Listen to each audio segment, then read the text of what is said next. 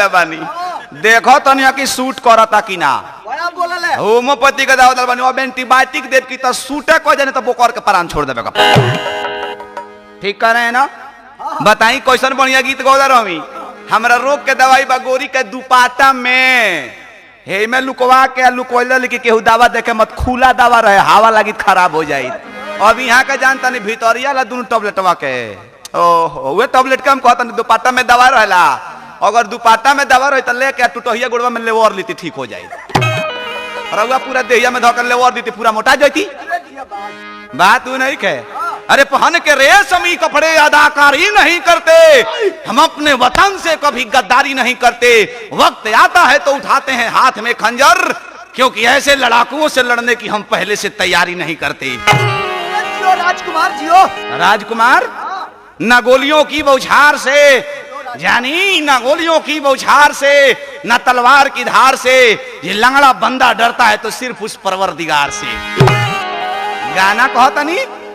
you हवा हो कि बनेरा जब बांधेला तो बढ़िया बढ़िया लोग गोलिया के प्राण छोड़ देला हाँ हवादार हो लेकिन यहाँ इतने गाना पर ध्यान दे राहुल जान तनी का दशा हो गई बा देहात में मौरत लोग जितना कमाला ना वो से बेसी चाहेला कि पटीदार के जराई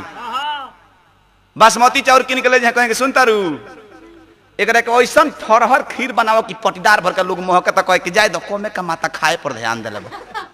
तो चलाक में रहे तो काजू किशमिश डाल के खीर बना दी ओले कम बुद्धि करे तो फरहर भात बना दी ठेठ देहाती हो से कुल वही में लार पोटा चुआ के गोल हाथ पाथ देली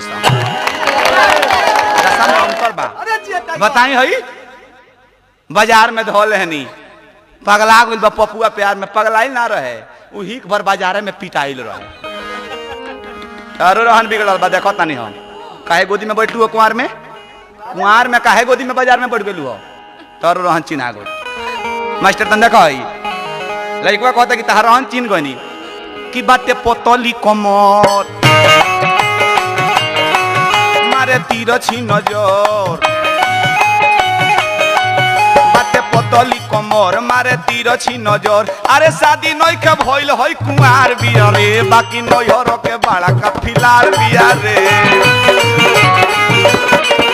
अरे नैहर के बड़ा का फिलार बिया रे बाटे पोतली कमर मारे तीर छी नजर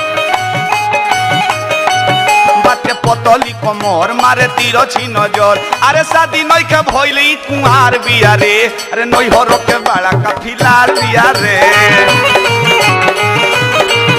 अरे नैहर के बड़ा का फिलार बिया रे ये मास्टर